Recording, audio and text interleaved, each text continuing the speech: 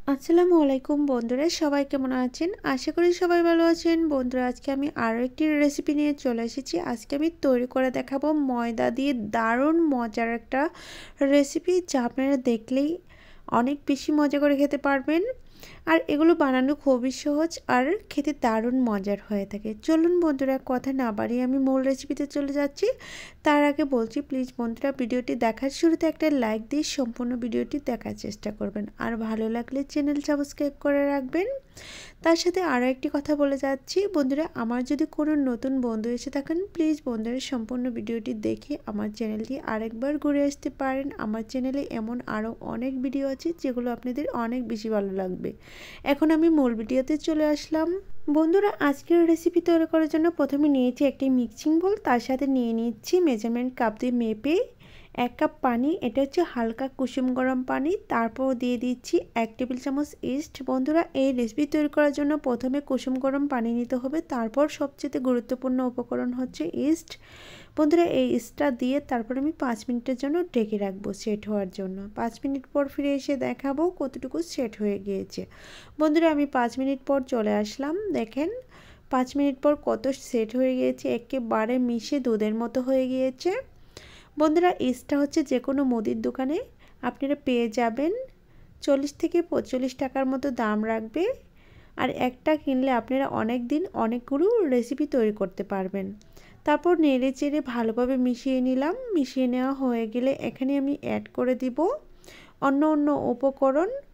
দেখেন আমি দিয়ে দিচ্ছি ময়দা। আপনারা চাইলে এই রেসিপিটি আটা দিয়ে তৈরি করে নিতে পারেন, তবে ময়দা দিয়ে তৈরি করলে দারুণ সুস্বাদু হয়ে থাকে। আমি এখানে 2 কাপ ময়দা নিয়ে নিচ্ছি 1 কাপ পানির জন্য। তারপর হাতের সাহায্যে ভালোভাবে মিশিয়ে নিচ্ছি। বন্ধুরা, অবশ্যই হাত দিয়ে কাজটা করে নেওয়ার চেষ্টা করবেন, এতে করে ডোটা অনেকটা সুন্দর হবে আর নাস্তাগুলো তৈরি করতে খুবই সহজ হবে, যেটা আপনাদের সুবিধার জন্য আমি বলে দিচ্ছি। কিছুক্ষণ মেশানোর পর এমন অবস্থায় এসেছে, তারপরে আমি এটাকে গোল করে নিব। দেখেন কত সুন্দর সফট একটা ডো হয়েছে, যেটা আপনারা তৈরি করে নিতে পারেন খুব সহজেই। আমার কিন্তু তৈরি করে নেওয়া হয়ে গিয়েছে। এখন আমি হাতের সাহায্যে একটু গোল করে নিয়ে তারপর এভাবে করে রেখে দিচ্ছি। রেখে তারপর এটা ঢাকনা দিয়ে ঢেকে রাখবো 15 মিনিটের জন্য। এটা আমি রোদে রেখেছিলাম। দেখেন 15 মিনিটের মধ্যেই অনেকটা ফুলে গিয়েছে আর অনেক সেট হয়ে গিয়েছে। এখন আমি এইটাকে একটু হাতের মধ্যে তেল লাগিয়ে নিয়ে তারপর আবারও একটু মিশিয়ে নেওয়ার চেষ্টা করব। দেখেন লেগে গিয়েছে আর ভিতরে অনেকটা বাতাস আটকে গিয়েছে। এই বাতাসটাকে হাত দিয়ে চেপে চেপে বের করে দিতে হবে। দেখেন খুব সহজেই এটা উঠে আসছে। অবশ্যই বন্ধুরা, এই কাজটা করার সময় হাতে একটু তেল লাগিয়ে নেবেন। তারপর আমি এভাবে করে তুলে তারপর একটা বোর্ডের উপর তুলে নিচ্ছি। তারপর 2 হাত দিয়ে এভাবে করে গোল করে নিয়ে নিচ্ছি। গোল করা হয়ে গেলে এগুলোকে আমি ছুরির সাহায্যে কয়েকটি ভাগে ভাগ করে নিব। আমি যতগুলো নাস্তা তৈরি করব ততগুলো ভাগে ভাগ করে নিব। আপনারা চাইলে কম বেশি করে নিতে পারেন। আমি যে সাইজের নাস্তাগুলো তৈরি করব সেই সাইজ অনুযায়ী আমি কেটে নিব এগুলো। আপনারা ছোট বড় যেভাবে ইচ্ছা এই নাস্তাগুলো তৈরি করে নিতে পারেন। আমার যেটা ভালো লাগে আমি সেই পদ্ধতিতে তৈরি করে নেব। বন্ধুরা, দেখেন আমি একটা পাশ থেকে 3টি তুলে নিয়েছি, আরেকটা পাশ থেকে আমি বাকিগুলো তুলে নেব। এই যে ভাগ করে নিয়েছি, তারপর আলাদা করে নিয়েছি। এখন আমি এগুলোকে গোলাকার করে নিচ্ছি 2 হাতের সাহায্যে। দেখেন খুব সহজে গোল হয়ে যাচ্ছে, যেহেতু ময়দাটা গোলা একেবারে ঠিকঠাক হয়েছিল আর এগুলো তৈরি করতে কোনো রকম সমস্যা হচ্ছিল না। এই যে দেখেন কত সুন্দর গোল করে নিয়েছি। একটু হাত দিয়ে চেপে চেপে গোল করে নেওয়ার চেষ্টা করবেন। আমি একটা প্লেটে তুলে নিচ্ছি। সেমভাবে আমি আরও একটি গোল করে দেখাবো কত সহজে এগুলো গোলাকার করে নেওয়া যায়। বন্ধুরা, এই নাস্তাগুলো বানিয়ে আপনারা চায়ের সাথে খেতে পারবেন বা সকাল বিকাল নাস্তা হিসেবে রাখতে পারেন। বাচ্চাদের টিফিনে রাখতে পারেন, কলা দিয়ে দিলে তারা অনেক বেশি মজা করে খাবে। তো বন্ধুরা, দেখেন একই পদ্ধতিতে আমি সবগুলো গোল করে নিয়েছি। এখন আমি এগুলোর উপরে একটু হালকা তেল দিয়ে দিব। আমি এখানে সাদা তেল দিব। আপনারা চাইলে কালো তেল দিতে পারেন বা যে কোনো ফোড়ন দিয়ে দিতে পারেন। এতে করে খেতে ভালো লাগবে, দেখতেও অনেকটা সুন্দর লাগবে। আমি একটু করে তেল দিয়ে দিচ্ছি। এখন আমি এগুলো ভেজে নেওয়ার জন্য চুলায় চলে যাব। চুলায় আমি আগে থেকে একটা হাঁড়ি বসিয়ে রেখেছি আর সেই হাঁড়িতেই তেল দিয়ে তেলটাকে হালকা আছে গরম করে নিয়েছি। সে গরম তেলে একটা একটা করে দিয়ে দিচ্ছি। দেখেন তেলটাকে অতিরিক্ত গরম করে ফেলা যাবে না, এতে করে খুব সহজেই কালার চলে আসবে আর খেতে একেবারেই ভালো লাগবে না। তো বন্ধুরা দেখতেই পাচ্ছেন আমি একসাথে করে 7টি পিঠা দিয়ে দিচ্ছি, আর বাকি যেগুলো আছে সেগুলো আমি পরবর্তীতে ভেজে নেব। আমার 8টি পিঠা হয়েছে, আর আপনারা চাইলে আরেকটু বড় করে 7টি অথবা 6টি বানিয়ে নিতে পারেন। তাছাড়া ছোটো করে আরও বেশি বানিয়ে নিতে পারবেন। কিছুক্ষণ ভেজে নেওয়ার পর এই পিঠাগুলোকে উল্টিয়ে দিতে হবে। নাস্তাগুলো ভাজতে খুবই সহজ, ভাজতে আনন্দ লাগে, কারণ নাস্তাগুলো অনেক বেশি ফুলে যায়। দেখেন এখন কিন্তু ডবল হয়ে গিয়েছে। আমি যে অবস্থায় দিয়েছিলাম সেই অবস্থা পরিবর্তন হয়েছে, অনেকটা ফুলে গিয়েছে আর কালারটাও পরিবর্তন হয়ে এসেছে। বন্ধুরা দেখেন কথা বলতে বলতে আমি কিন্তু এই যে নাস্তাগুলো ভেজে নিয়েছি। যতক্ষণে আমি নাস্তাগুলো ভেজে নেব আর তুলে নেব, ততক্ষণে আমার প্রাণপ্রিয় বন্ধুদের কাছে বলছি, প্লিজ বন্ধুরা ভিডিওগুলো যদি ভালো লেগে থাকে তাহলে অবশ্যই আমার চ্যানেল সাবস্ক্রাইব করে রাখবেন, আর পাশে থাকা বেল বাটন অন করে রাখবেন আমার চ্যানেলে ভিডিও সবার আগে পাওয়ার জন্য। আর যদি আজকের ভিডিওটি দেখার পর ভালো লেগে থাকে তাহলে প্লিজ বন্ধুরা কমেন্টের মাধ্যমে জানিয়ে যাবেন আমার রেসিপি দেখতে কেমন হয়েছিল, আর তৈরি করলে তাও জানিয়ে যাবেন আমার রেসিপি দেখতে কেমন হয়েছে বা খেতে কেমন হয়েছিল। দেখেন বন্ধুরা কালারটা অনেক সুন্দর হয়েছে। এখন আমি একটা একটা করে নাস্তা তুলে তারপর একটা প্লেটে তুলে নেব। দেখেন কত সুন্দর ফুলে গিয়েছে। বন্ধুরা এই রেসিপিগুলো আপনারা চাইলে মধুর সাথে খেতে পারেন, অনেক বেশি মজার হয়ে থাকে। তাছাড়া কলার সাথে খেতে দারুণ হয়ে থাকে। বাচ্চাদের টিফিনে রাখলে একটু মধু বা কলা দিয়ে দিতে পারেন, তারা টিফিনের সময় খেয়ে অনেক বেশি মজা করে খেতে পারবে। তো দেখেন একটা একটা করে আমি সবগুলো নাস্তা একইভাবে তুলে নিব। তুলে নিয়ে সবগুলো নাস্তা একসাথে করে নিয়ে চলে এসেছি। তো দেখেন আমার সবগুলো নাস্তা ভেজে নেওয়া হয়ে গিয়েছে। আমার এখান থেকে 2টো নাস্তা খেয়ে নিয়েছে। আমি এখানে 6টি নাস্তা নিয়ে চলে এসেছি, কারণ নাস্তাগুলো ভাজার পরপরই তারা খেয়ে নিয়েছে। এখন আমি নাস্তাগুলো একটু হাত দিয়ে চেপে দেখাবো, তারপর ভেঙে দেখাবো নাস্তাগুলোর ভেতরটা কেমন হয়েছে আর ভেতরটা কতটা ফুলকো হয়েছে। সেটা আপনারা যদি না দেখেন তাহলে বুঝতে পারবেন না। তো দেখেন বন্ধুরা আমি ভেঙে দেখাচ্ছি কত ফুলকো আর কত নরম হয়েছে। দেখতেই পাচ্ছেন অনেকটা নরম আর অনেক বেশি ফুলকো হয়েছে। আপনারাও এমনভাবে রেসিপি তৈরি করে বাচ্চাদের টিফিনে রাখতে পারবেন, ছোটো বড়ো সকলের জন্য বা আত্মীয় স্বজন বা মেহমানের জন্য এই রেসিপিগুলো তৈরি করে নিতে পারবেন। অনেক সুন্দর হয়েছে। বন্ধুরা কথা বলতে বলতে আমি ভিডিওর শেষ পর্যায়ে চলে এসেছি। আজ এ পর্যন্তই। ভালো থাকবেন, সুস্থ থাকবেন, আল্লাহ তাআলার কাছে এই কামনা করে বিদায় নিচ্ছি। পরবর্তীতে আবারও দেখা হবে নতুন কোনো রেসিপি নিয়ে। ততক্ষণে সবাই অনেক বেশি ভালো থাকবেন, অনেক বেশি সুস্থ থাকবেন এই কামনা করে বিদায় নিচ্ছি। খোদা হাফেজ। একটি ডিম, আমি ডিমটাকে প্রথমে ভেঙে নিচ্ছি। দেখেন আমি ডিমটা নিয়ে নিচ্ছি নর্মাল রুমে রাখা ডিম। আর যদি আপনারা ফ্রিজে রাখা ডিম নেন তাহলে 1 ঘন্টা বা আধা ঘন্টা আগে বের করে রাখবেন। তারপর দিয়ে দিচ্ছি 1/3 কাপ চিনির গুঁড়া। বন্ধুরা তারপর দিয়ে দিচ্ছি স্বাদ মতো লবণ, আর দিয়ে দিচ্ছি রান্নার রেগুলার তেল 2 টেবিল চামচ।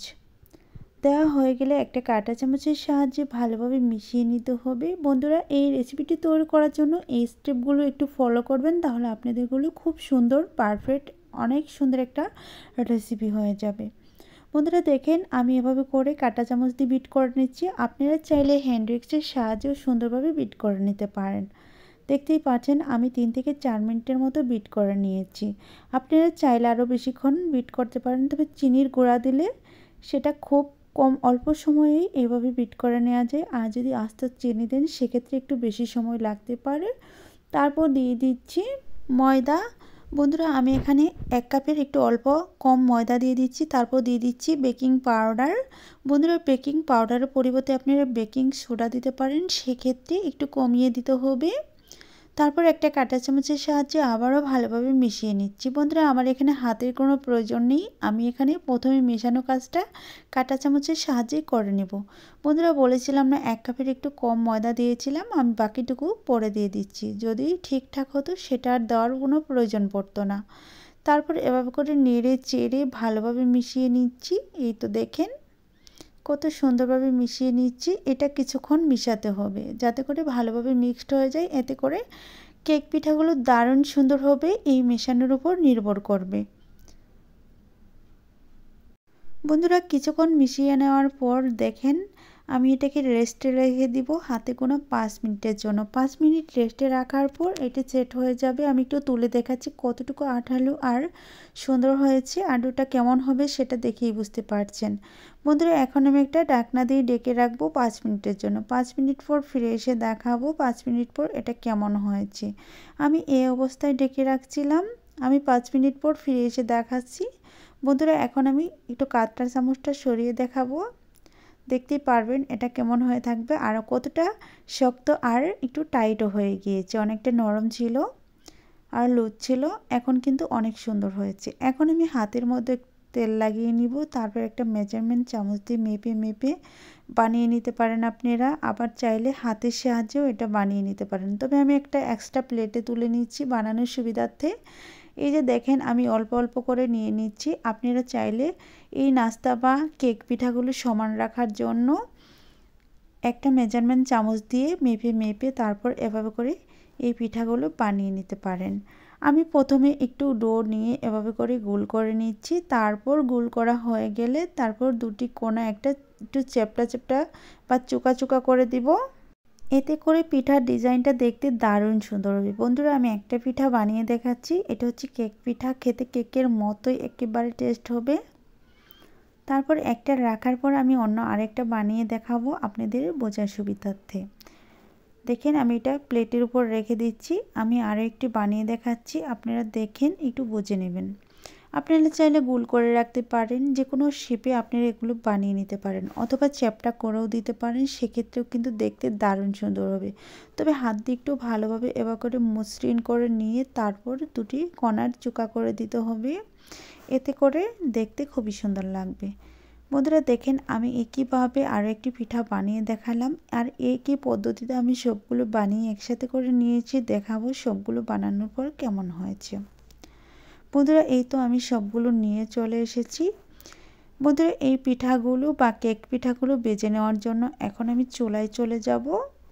চুলায় আগে থেকে একটা ফ্রাই প্যান বসিয়ে রেখেছি, আর সেই ফ্রাই প্যানে পর্যাপ্ত পরিমাণে তেল দিয়ে তেলটাকে হালকা আঁচে গরম করে নিয়েছি। আর সেই গরম তেলেই আমি পিঠাগুলো ছেড়ে দিয়ে সুন্দরভাবে ভেজে নেব। বন্ধুরা চলুন এখন আমি চুলায় চলে যাব। চুলায় চলে গিয়ে পিঠাগুলো ভেজে নেব। এই তো বন্ধুরা আমি চুলায় চলে এসেছি। চুলায় একটা ফ্রাই প্যান বসিয়ে পর্যাপ্ত পরিমাণে তেল দিয়ে দিচ্ছি। তেলটাকে হালকা আঁচে গরম করে সেই গরম তেলে একটু একটু করে ছেড়ে দিচ্ছি। দেখতে পাচ্ছেন কতটা গরম তেল, একেবারে অতিরিক্ত গরম না, আবার একেবারে ঠান্ডা তেলও দিচ্ছি না, হালকা একটু বুদবুদি উঠবে। দেওয়ার সময় বুঝে নিতে হবে তেলটাকে ঠিকঠাকভাবে গরম করা হয়ে গিয়েছে। তারপর এভাবে করে কিছুক্ষণ উল্টিয়ে পাল্টিয়ে সুন্দরভাবে ভেজে নিতে হবে। আর দেখেন এই পিঠাগুলো দেওয়ার পরই কতটুকু ফুলে গিয়েছে, আর আপনারা না দেখলে বিশ্বাস করতে পারবেন না।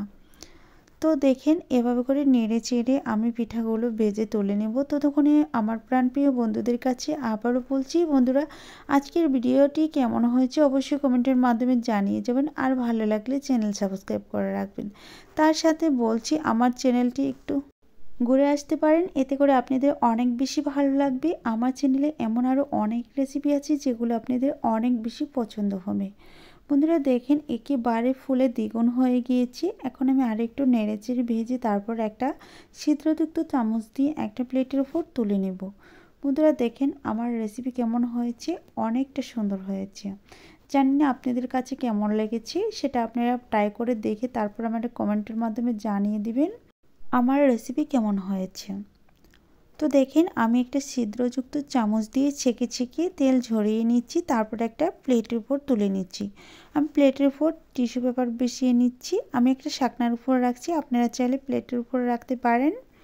তবে এটা যতক্ষণ টিস্যু পেপারের উপর রাখবেন ততক্ষণে তেলটাকে শোষণ করে নেবে, আর একেবারে মুচমুচে হবে, আর ভিতরটা অনেকটা থাকবে কেকের মতো খেতে।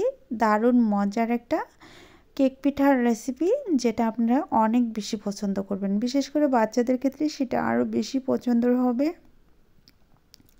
বন্ধুরা দেখেন আমি সবগুলো একসাথে করে নিয়ে চলে এসেছি। এখন আমি একটু ভেঙে দেখাবো। ভেঙে দেখানোর পর ভিতরটা দেখতেই পারবেন কত নরম, কত ফুলকো আর কত দানাদার হয়েছে, সেটা আপনারা না দেখলে বুঝতে পারবেন না। বন্ধুরা, এখানে আমি আরেকটি কথা বলে দিচ্ছি, আপনারা চাইলে এখানে সুজি দিয়ে এই পিঠাগুলো বানিয়ে নিতে পারেন, তবে সুজিটাও অনেক বেশি মজার হয়ে থাকে। আমার কাছে সুজির রেসিপিও আছে, সেটা আপনারা একটু আমার চ্যানেল ঘুরে আসলে বুঝতে পারবেন। সুজি দিয়ে আমি এগুলো অনেকগুলো রেসিপি তৈরি করে নিয়েছি। দেখেন ভিতর কত সুন্দর হয়েছে, একটু তেল শুষে নেইনি, একেবারে ফুলকো ফুলকো নরম নরম। চায়ের সাথে খেতে দারুণ মজার। বাচ্চাদের টিফিনে রাখতে পারেন, অথবা সকালের নাস্তা হিসেবে বাচ্চাদের দিতে পারেন, বিকেলে নাস্তা হিসাবেও বাচ্চাদের হাতে ধরিয়ে দিতে পারেন। তারা খেয়ে অনেক বেশি পছন্দ করবে, আবার বারবার রিকোয়েস্ট করবে এমন রেসিপি তৈরি করে দেওয়ার জন্য। তো দেখেন আমি একটু কাছ থেকে দেখিয়ে দিচ্ছি ভিতরটা কতটা দানাদার হয়েছে আর কত ফুলকো ফুলকো হয়েছে। একেবারে বাজার থেকে কেনা মিনি কেকের মতো দেখতে লাগছে, আর খেতে সেম স্বাদের হবে।